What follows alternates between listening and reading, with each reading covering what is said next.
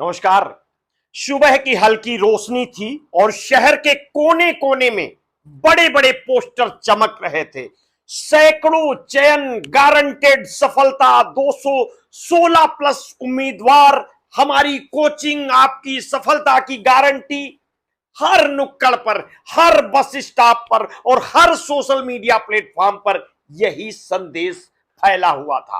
माता पिता और युवा छात्र दोनों ही इन चमक दमक वाले वादों को देखकर आकर्षित हो रहे थे, अपने सपनों का बोझ अपने कंधों पर रखते हुए। लेकिन इस चमक के पीछे की सच्चाई बहुत अलग और खतरनाक थी।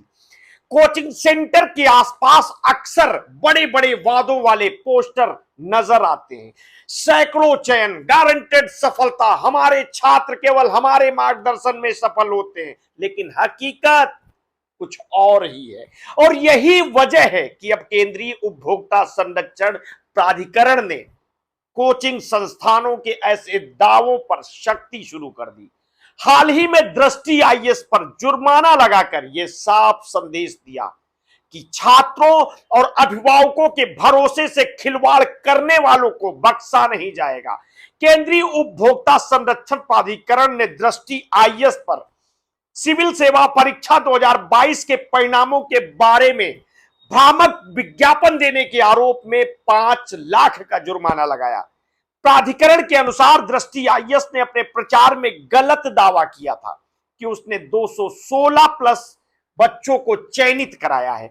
असल में इस सफलता में संस्थान की भूमिका और पाठ्यक्रम की जानकारी छिपाई गई थी। और यह मामला पिछले वर्षों में भी इसी तरह की शिकायतों और जुर्मानों का दूसरा उदाहरण है, जिससे साफ होता है कि कोचिंग संस्थानों को अपने विज्ञापनों में पूरी और सही जानकारी देना अनिवार्य होना चाहिए। जांच के बाद प्राधिकरण ने पाया कि यह दावा गलत था।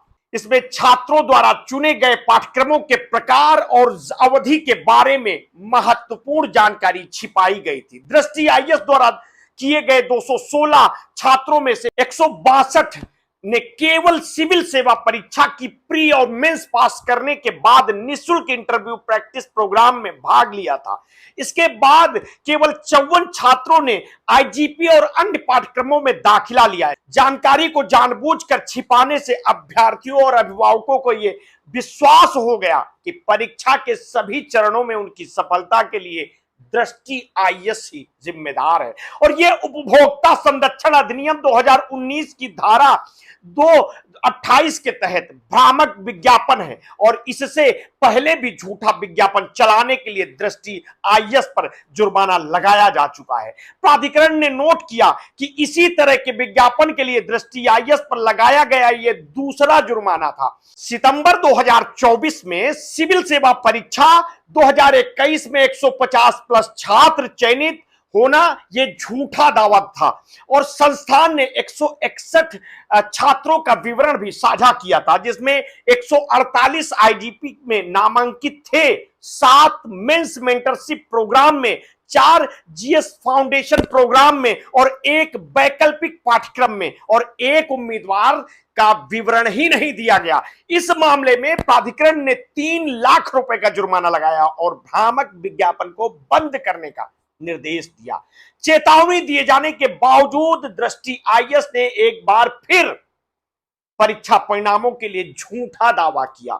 जब कोचिंग संस्थान ऐसी अहम जानकारी छिपाते हैं तो छात्र और उनके माता पिता को सही जानकारी नहीं मिल पाती है और इसमें वे गलतफहमी में आकर फैसले कर लेते हैं।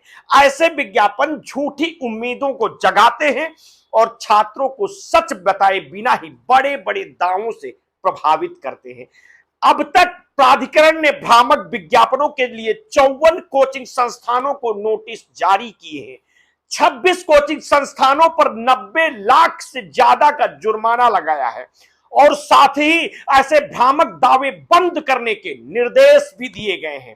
प्राधिकरण ने पाया है कि सभी संस्थानों ने अपने विज्ञापनों में सफल अभ्यर्थियों द्वारा चुने गए पाठ्यक्रमों से संबंधित महत्वपूर्ण जानकारी छिपाई, जो उपभोक्ता संरक्षण अधिनियम 2019 के तहत भ्रामक विज्ञापन के समान है। कुल मिलाकर दृष्टि में जाने से पहले आपको आंखें और दिमाग खोलकर जाना होगा। ये एक झूठ की दुकान ही नहीं, पूरी फैक्ट्री है। ये छात्रों को प्रभावित करने के लिए संस्थान मोटिवेशनल सेक्शन, सफलता की कहानियां और बड़े बड़े होर्डिंग का इस्तेमाल करते हैं। कुछ छात्र जो इस व्यवस्था को समझने की कोशिश करते हैं, वे पूछते हैं या कुछ समय पढ़ने के बाद किसी और संस्थान में अपनी तैयारी जारी रखते हैं। लेकिन अगर परिणाम सकारात्मक आता है तो इन्हीं छात्रों का नाम आधार बनाकर बड़ी प्रचार रणनीति बनाई जाती है कि हमारे संस्थान में पढ़ाई करने वाले सभी छात्र सफल हुए। असल में संस्थान का योगदान केवल मामूली होता है, लेकिन इसे पूर्ण सफलता का प्रतीक बना दिया जाता है। इन साथियों की फॉर्म भरवाने की प्रक्रिया भी पूरी तरह रणनीतिक होती है। संस्थान बच्चों को अपने जाल में फंसाने के लिए मुफ्त सेमिनार, वीडियो रील, मोटिवेशन भाषण और आकर्षक प्रचार के जरिए अभिभावकों पर ऐसा मानसिक दबाव डालते हैं कि वे लाखों लाख रुपए बिना सोचे समझे दे देते हैं। कभी कभी फीस कई लाखों तक पहुंच जाती है। कोचिंग सेंटर में शिक्षक पढ़ाने के बजाय मोटिवेशनल स्पीकर की भूमिका निभाते हैं।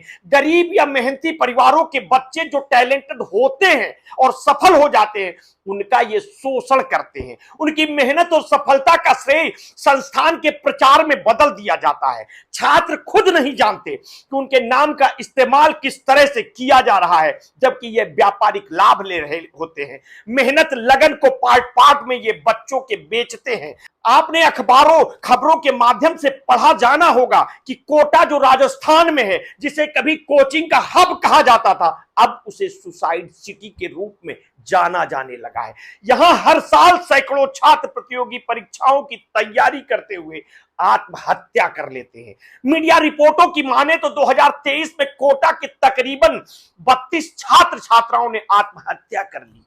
2024 के मई तक 17 छात्रों ने आत्महत्या की। 2025 के पहले 5 महीनों में 15 छात्रों ने अपने जीवन का अंत कर लिया। बीते वर्ष मैंने कोटा पहुंचकर हालातों की समीक्षा की थी। वहां के हॉस्टलों की दीवारें और वहां गलियारे सन्नाटे बहुत कुछ बयां करते हैं, लेकिन दुखद यह भी है कि कोटा और दिल्ली साइड केसों में अक्सर बच्चों को ही दोषी मानकर फाइल को बंद कर दिया जाता है, जबकि असली दोषी हत्यारे ये प्रचार करने वाले कोचिंग माफिया होते हैं। और ये लोग मीठी मीठी बातों से बच्चों को अपने जाल में फंसाते हैं।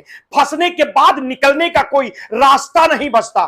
गरीब किसान मध्यम वर्गीय परिवार का बच्चा अपनी पारिवारिक आर्थिक स्थिति जानता है, लेकिन जब फंस जाता है तो उसे सदमे से बाहर निकलना मुश्किल हो जाता है। हर बच्चा एक जैसा नहीं होता, लेकिन इन प्रचार में यह धारणा बनाई जाती है कि हर कमजोर बच्चा भी आईपीएस और आईएएस बनकर ही इनके हाथ से निकलेगा। ये असल में बच्चों के मानसिक स्वास्थ्य पर खतरनाक प्रभाव डालते हैं, और यह स्थिति न केवल छात्रों के मानसिक स्वास्थ्य के लिए हानिकारक है, बल्कि उनके परिवार के लिए भी आर्थिक और भावनात्मक दृष्टि से अत्यंत कठिन है।